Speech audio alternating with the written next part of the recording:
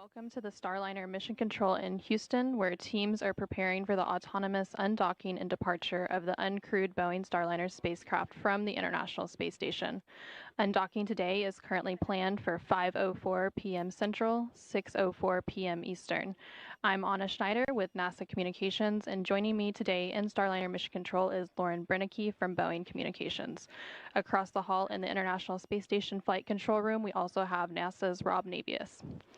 In preparation for today's undocking activities, the teams here in Starliner Mission Control and the Flight Control Room, Flight Control Team in the International Space Station Flight Control Room recently completed the go, no-go poll for Starliner's undocking. The teams all polled go to proceed with undocking. And the team here in Starliner Mission Control is being led by Flight Director Chloe Maring. Today's undocking will set Starliner on its path home for landing at White Sands Space Harbor in New Mexico, targeting approximately 11 p.m. Central, Friday, September 6th, midnight Eastern on Saturday. NASA astronauts Butch Wilmore and Suni Williams flew to the International Space Station in June as part of NASA's Boeing crew flight test, lifting off atop a United Launch Alliance Atlas V rocket from Space Launch Complex 41 at the Cape Canaveral Space Force Station in Florida on June 5th. The Starliner spacecraft docked to the International Space Station on June 6th. During the June 6th rendezvous, NASA and Boeing identified helium leaks and experienced issues with the Spacecraft Reaction Control System, or RCS thrusters, as Starliner approached the station. Since then, engineering teams have completed a significant amount of work, including reviewing a collection of data, conducting flight and ground testing, hosting independent reviews with agency propulsion experts, and developing various return contingency plans. The uncertainty and lack of expert concurrence did not meet the agency's safety and performance requirements for human spaceflight, thus prompting the NASA decision to return Boeing Starliner spacecraft to Earth without astronauts Butch Wilmore and Suni Williams aboard.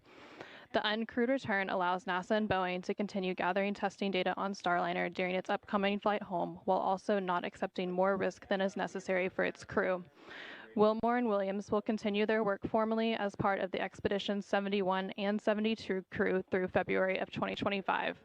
They will then fly home aboard a Dragon spacecraft with two other crew members assigned to the agency's SpaceX Crew 9 mission, NASA astronaut Nick Hague and Roscosmos cosmonaut Alexander Gorbanov. As part of NASA's Commercial Crew Program, this is Boeing's second flight to the International Space Station and third Starliner flight test overall, following a second orbital flight test in May of 2022.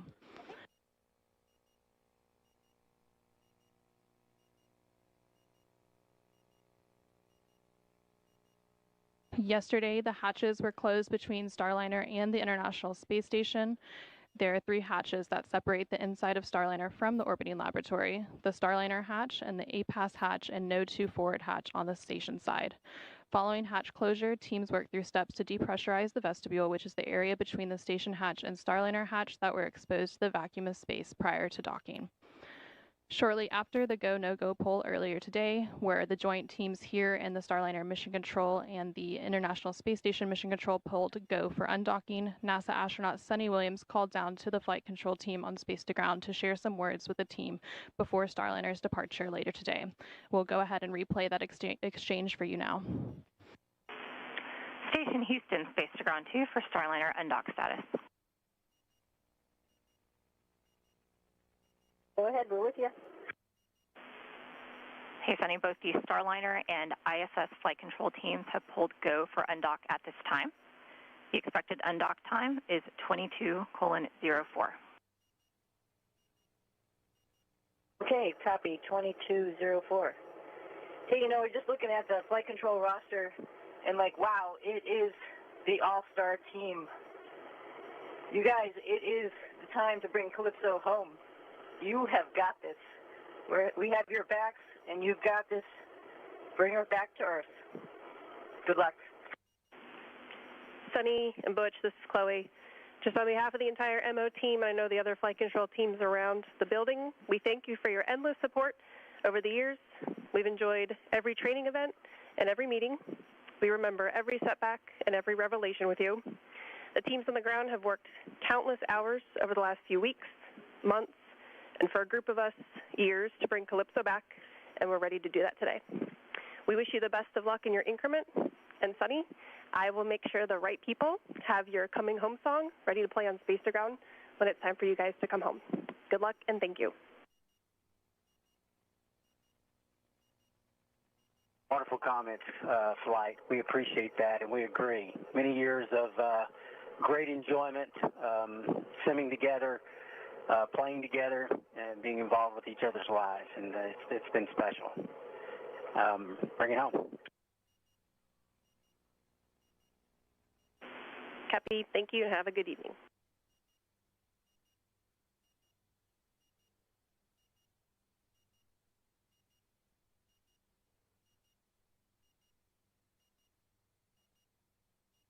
We are now just over 13 minutes away from today's planned undocking. As we continue to approach that undocking, you can see the team here and the Starliner mission control team working in tandem with the ISS flight control room across the hallway. Just before we came on the air here, the teams opened up the helium manifold to check Starliner's leak rate. Everything looks good. The teams say the rate remains steady, and we have plenty of margin for the rest of the flight.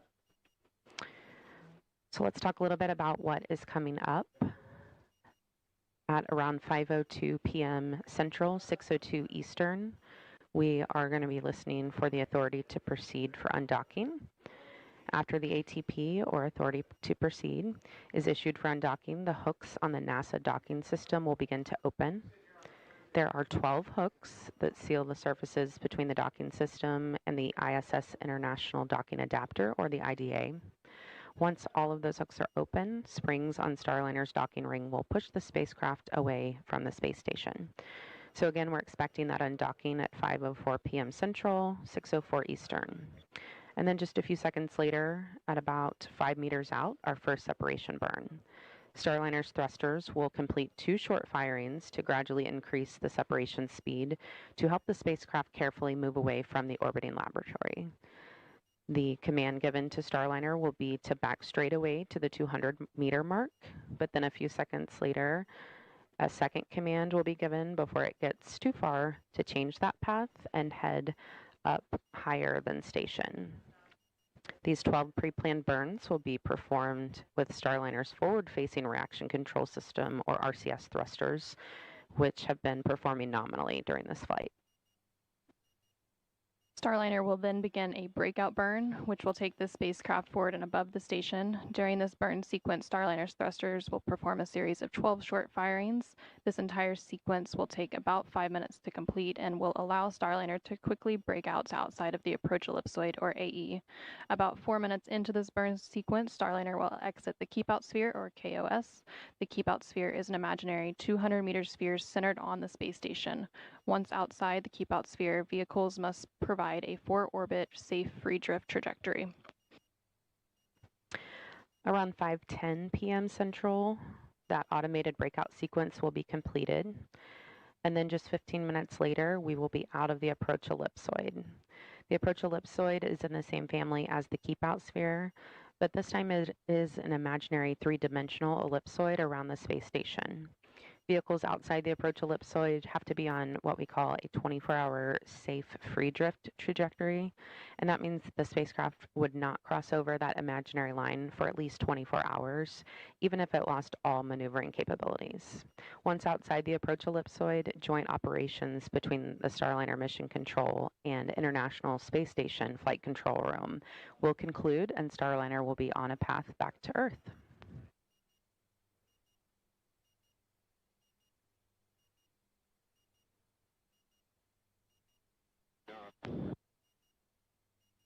A few minutes ago, teams completed a final weather briefing to analyze weather predictions for the landing site at White Sands Space Harbor in New Mexico, and the weather continues to look good to support a landing later today. As part of the departure preparations for Starliner, mission managers completed a series of operational and weather checks. Yesterday, 24 hours before undocking, NASA analyzed the weather predictions for the landing site, and there are several different weather criteria that must be met, including winds at the selected landing site must be approximately 13 miles per hour or 12 knots or less when uncrewed, and ground temperatures must be warmer than 15 degrees Fahrenheit, and the cloud ceiling must be at least 1,000 feet. 1 nautical mile of visibility is also required, and the area must be clear of precipitation, thunderstorms, and lightning within an approximately 22-mile radius. A final weather check will also take place before the spacecraft's deorbit burn, which is currently scheduled for 10:17 p.m. Central, 11:17 p.m. Eastern. And following the weather briefing, the navigation and docking lights on Starliner were turned on. The LADARs were confirmed to operate, and the ROW cards were enabled for departure. The LADARs, or laser detection and ranging lasers, create a 3D picture of the International Space Station for Starliner's computers to help the spacecraft guide itself around the ISS when it's flying close to the station. The LADAR system was developed and tested in orbit aboard the Space Shuttle as they docked with ISS. The ROW cards, or Remote Analog Interface Unit, gathers data on the status and health of critical spacecraft systems during all phases of the mission. This allows the important systems information to be stored aboard the spacecraft so engineers can review it once the spacecraft lands.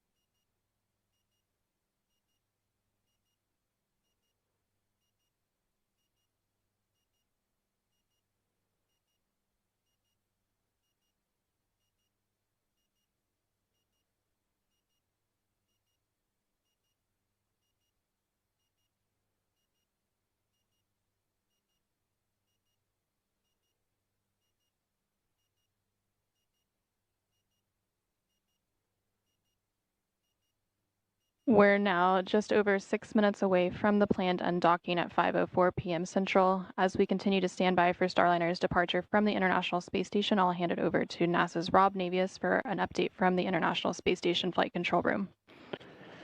Thanks, Anna. Here in the Space Station Flight Control Room at the Johnson Space Center in Houston, the flight control team led by Flight Director Anthony Varia is in the final moments before the expected undocking of Starliner from the forward port of the Harmony module on the International Space Station. Once the undocking is complete and Starliner has exited the approach ellipsoid that you heard Lauren describe just a moment or two ago, the 9 crew members on board the station, led by Commander Oleg Kononenko, will begin their sleep period. They're going to be moving into an off-duty period on Saturday. The vacancy of the forward port of Harmony will open up that port for the beginning of 2 crew rotations over the next several weeks. Next Wednesday, NASA's Don Pettit and Roscosmos cosmonauts Alexei Ovchinin and Ivan Wagner will be launching from the Baikonur Cosmodrome in Kazakhstan on a 2-orbit rendezvous to reach the International Space Station.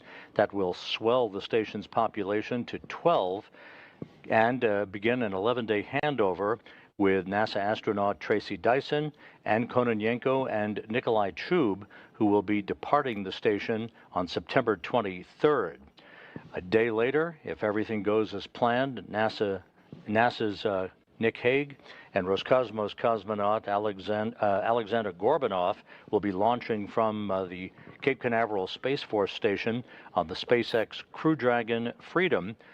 They will be a 2-man crew to reach the International Space Station and provide the orbital Uber, if you will, for Butch Wilmore and Sonny Williams to come home on next February, with Wilmore and Williams completing what is expected to be about a 262-day mission. Meanwhile, the Crew 8 crew, Matt Dominic, Mike Barrett, Jeanette Epps, and Alexander Grebenkin, are in the final weeks of their mission on board the station. They are planning to depart after a 5-day handover with Haig and Gorbanoff. That handover will lead the way for a departure on or around October 1st. The Crew 8 crew will then be coming home to bring the station back to its complement of 7 crew members. So with that, we're about 3.5 minutes away from the planned undocking of Starliner. We'll be watching carefully. It will take about 21.5 minutes from undocking for Starliner to exit the approach ellipsoid that you heard Lauren describe a moment ago. That's that 2.5 mile long by 1.2 mile wide corridor, if you will, the neighborhood of the International Space Station. So we'll be following along as Starliner begins its journey home and a landing at midnight Eastern Time at the White Sands Space Harbor in New Mexico. With that, we'll turn it back to you, Anna, in the Starliner control room. Station Houston, Space to Ground 2 for Starliner undock status.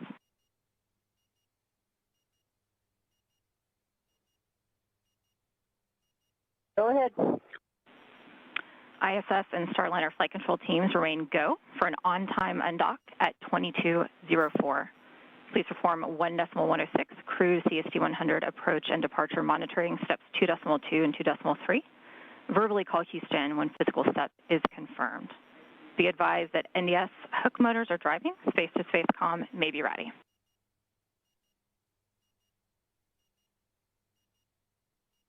ISS crew copies, ready for undock monitoring.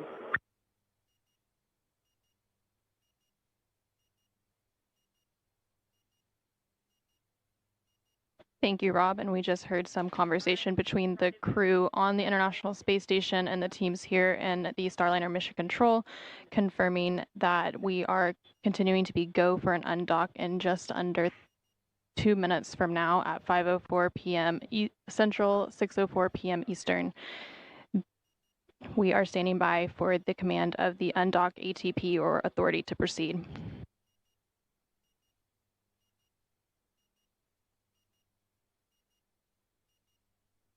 Once the authority to proceed is issued for undocking, the NDS or NASA docking system hooks will begin to open, and there are 12 hooks that seal the surfaces between the NDS and the ISS International Docking Adapter, or IDA. Once all 12 hooks are open, springs on Starliner's docking ring will push the spacecraft away from the space station. And Flight Director Chloe Marion just asked for quiet in the room as we are approaching 1 minute out from Starliner undocking.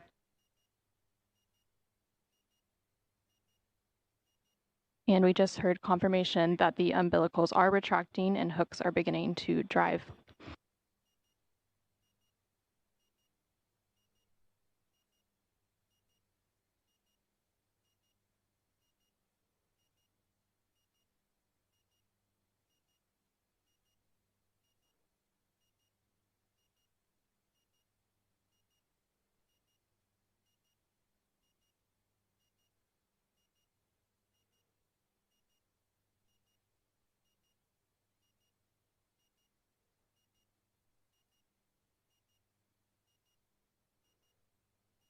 Thirty seconds.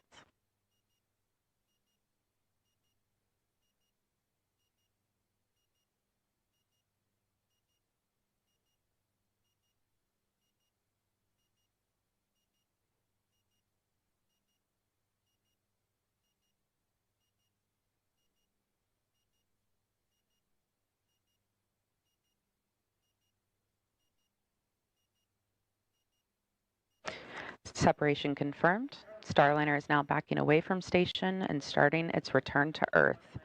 Starliner thrusters will then complete 2 short firings to gradually increase the separation speed to help the spacecraft carefully move away from the orbiting lab. The vehicle is now about 2 meters away from the International Space Station. At the time of undocking, Starliner and the International Space Station were flying approximately 260 statute miles over central China.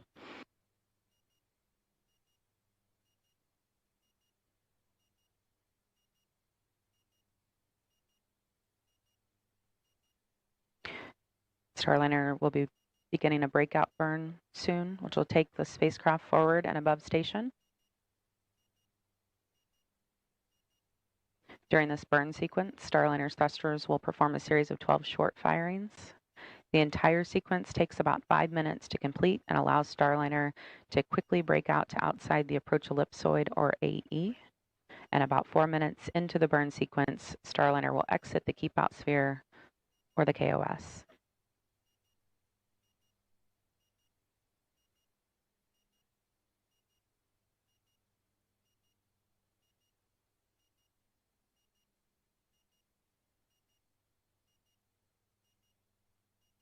And you can see those thrusters firing there on the left of your screen as Starliner backs away from space station.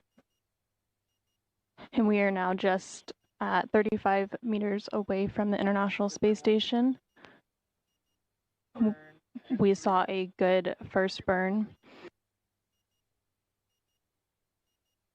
Houston, ISS thrusters enabled. Confirmation, all 27 jets have fired. Houston copies, ISS thrusters enabled. And you're seeing the light show there on your screen.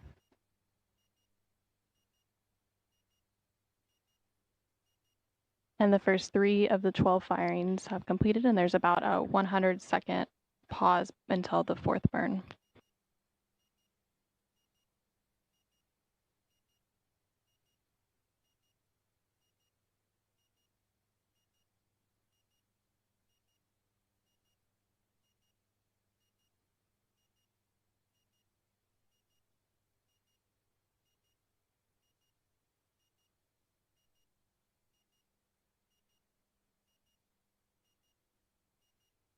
Starliner is about 60 meters away.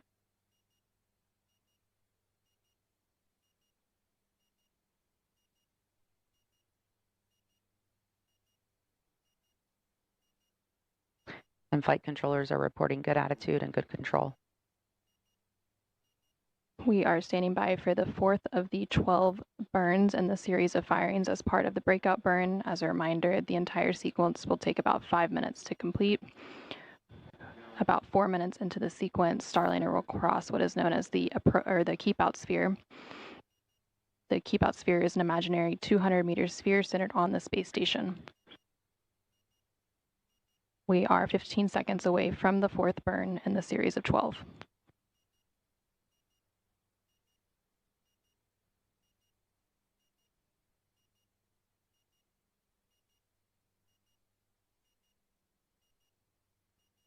And you just saw burn 4, which just completed. We're hearing good burn.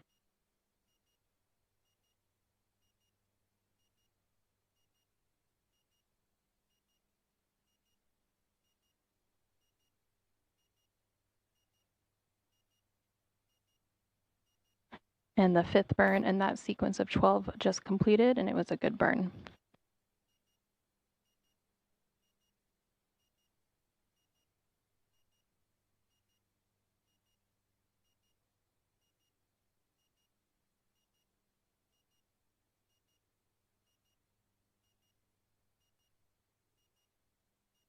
The 6th burn in the series of 12 was just completed, and it was a good burn. We are halfway through the series of 12, 6 more to go.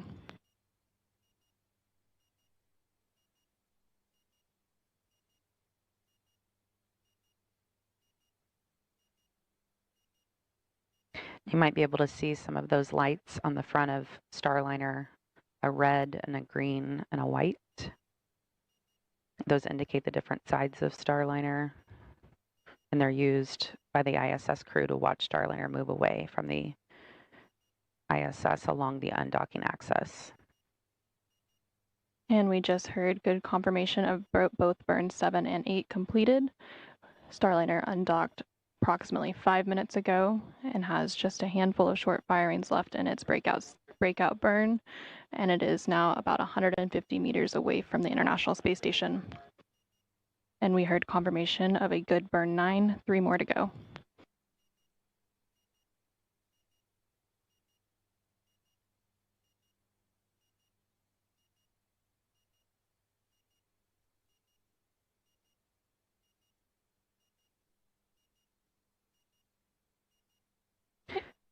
Burn 10, good burn.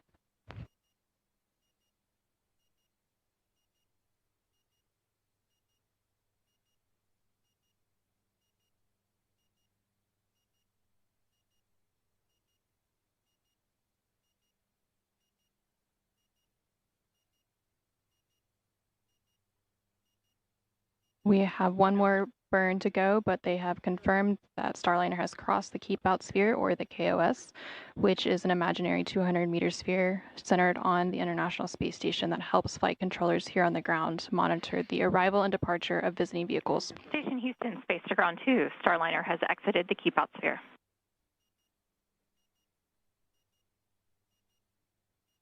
Copy, she's exited the Keep Out Sphere.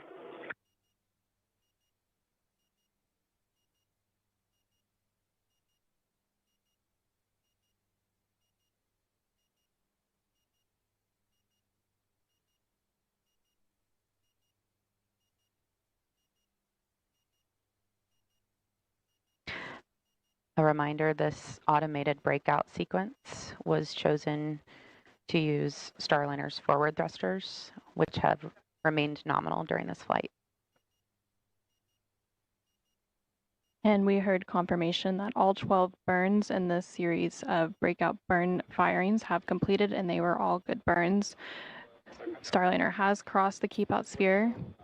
So the next milestone for Starliner's departure will be crossing the approach ellipsoid, or AE.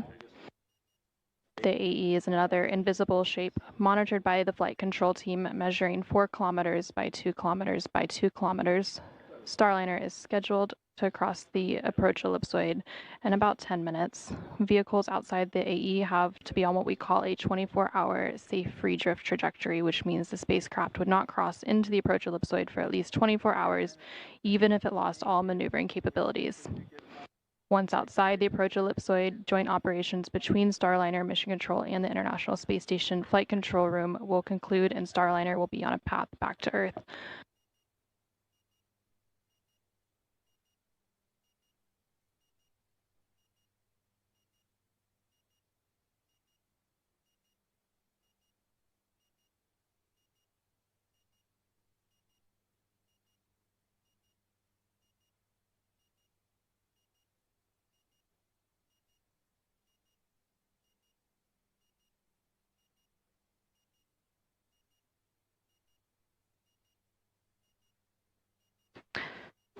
We're now taking a look from the VESTA system, which stands for Vision-Based Electro-Optical Sensor Tracking Assembly.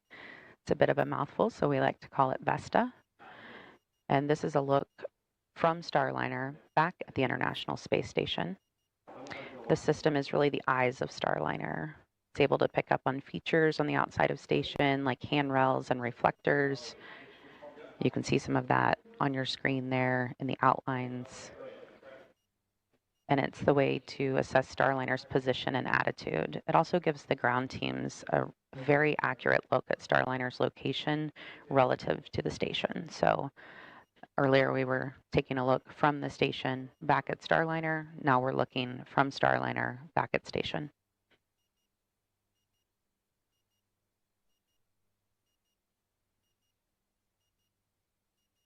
We're just under 10 minutes away from the AE exit, so in the meantime, we will check back in with NASA's Rob Navius in the International Space Station Flight Control Room. Rob? Thank you, guys. Flight Dynamics has reported that Starliner is on a perfect trajectory backing away from the International Space Station and opening a rate of about 13.5 statute miles per rev.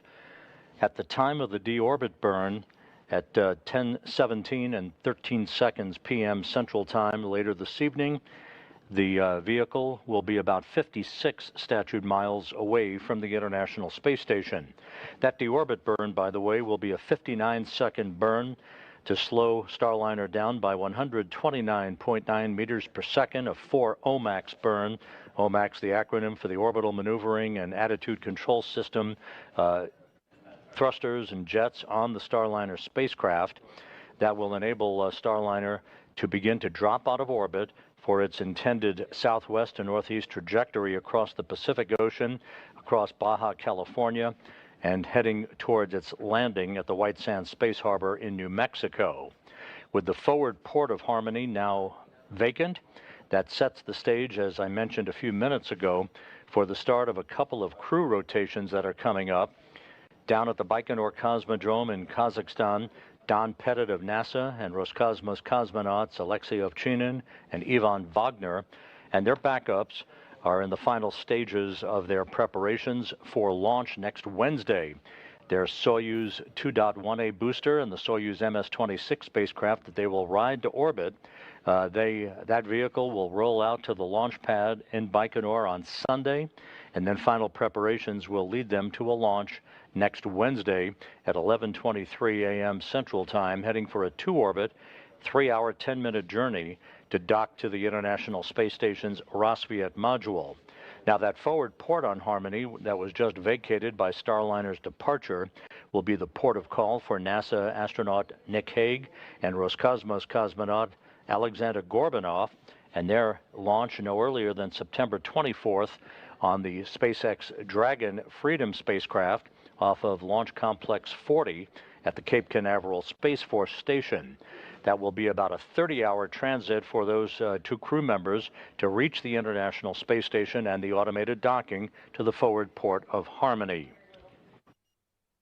Ultimately, Hague, Gorbanov, Butch Wilmore, and Sonny Williams will do a relocation of the SpaceX Dragon spacecraft from the forward port of Harmony to the zenith port of Harmony, opening up that forward port for the arrival of the next SpaceX cargo ship, SpaceX 31, that's scheduled for launch in October.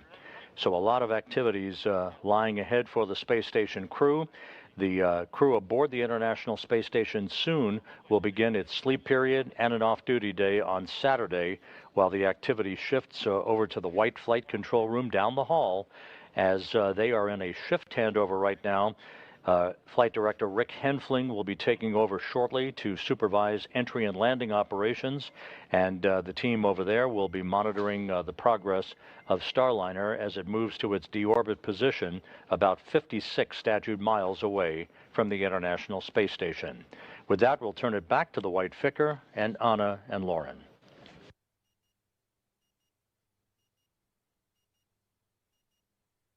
Thank you, Rob. Starliner is now about 750 meters away from the International Space Station as it continues to make its way to the approach ellipsoid exit. Again, that approach ellipsoid exit is targeted for 5:25 and 30 seconds p.m. Central Time, 6:25 and 30 seconds p.m. Eastern Time, and everything continues to proceed as planned with Starliner's departure and return back to Earth. And you're looking live at Starliner in free drift. Engineers are telling us that the breakout burns all went well. Thrusters are all looking good. Everything is nominal as we continue up and around space station and head back to Earth. Again, Starliner undocked just a short while ago from the International Space Station at 5:04 p.m. Central, 6:04 p.m. Eastern, as the space station and Starliner were flying approximately 260 statute miles over central China. And shortly after that physical separation, Starliner's thrusters completed 2 short firings to gradually increase the separation speed and help the spacecraft carefully move away from the orbiting laboratory as part of the separation burns. And then Starliner began the breakout burn, which was a series of 12 short firings, which allowed the spacecraft to quickly move outside the keep-out sphere, and it is now approaching the approach ellipsoid exit. And once Starliner is outside of the approach ellipsoid, the joint operations between teams here in the Starliner Mission Control and the International Space Station Flight Control Room across the hall will end, and Starliner will be back on its path to Earth.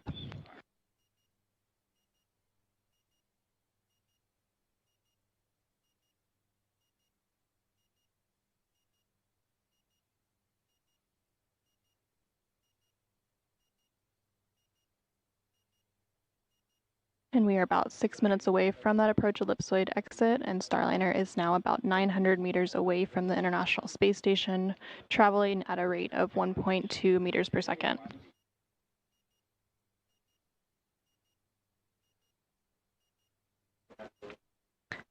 That dot in the center of your screen is Starliner, looking from space station.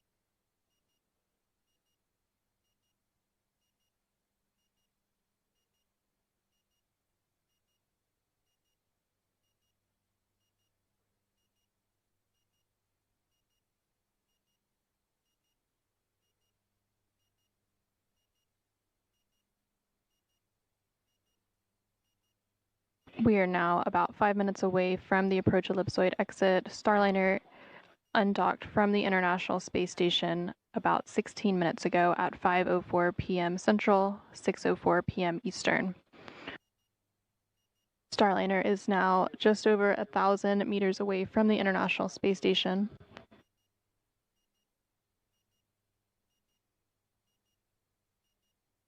After Starliner crosses the approach ellipsoid, the next milestones for the vehicle will be its entry cover closure, and that is planned for about 6:42 p.m. Central, 7:42 p.m. Eastern, and then there will be some checkouts of the OMAC thrusters at 7:05 p.m. Central, 8:05 p.m. Eastern.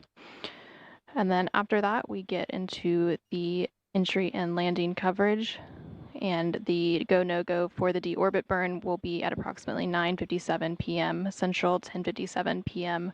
Eastern, following with the deorbit burn about 20 minutes later at 10:17 p.m. Central, 11:17 p.m. Eastern.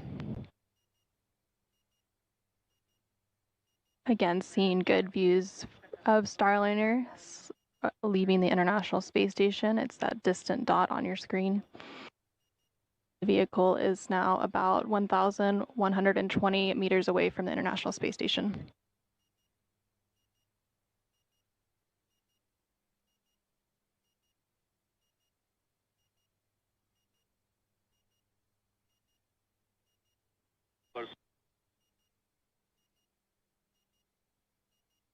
And we just heard confirmation that Starliner is out of the approach ellipsoid.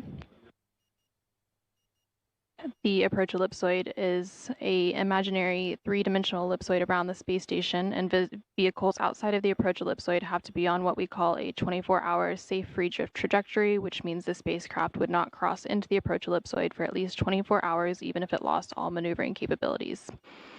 Now that Starliner is outside of the approach ellipsoid, joint operations between the Starliner Mission Control and International Space Station Flight Control Room will conclude, and Starliner is now on a path back to Earth.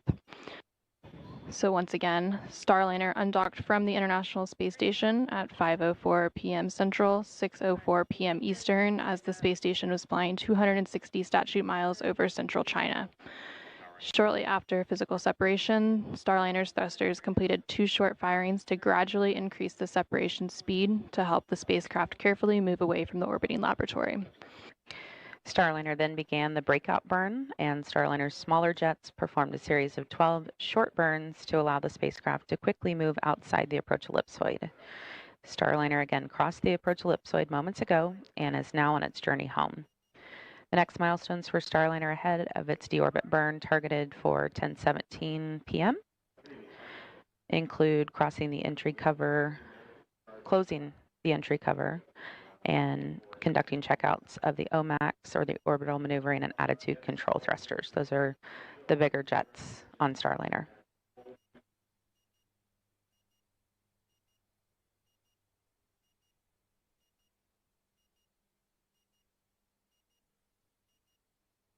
For now, let's check in one final time with NASA's Rob Navius following Starliner's exit from the approach ellipsoid.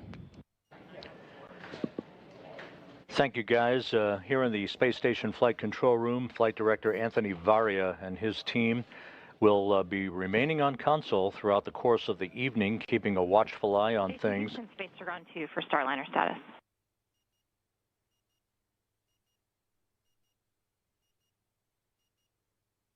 Go ahead. Calypso has exited the approach ellipsoid. Sunny, we are ready for RWS teardown when you are.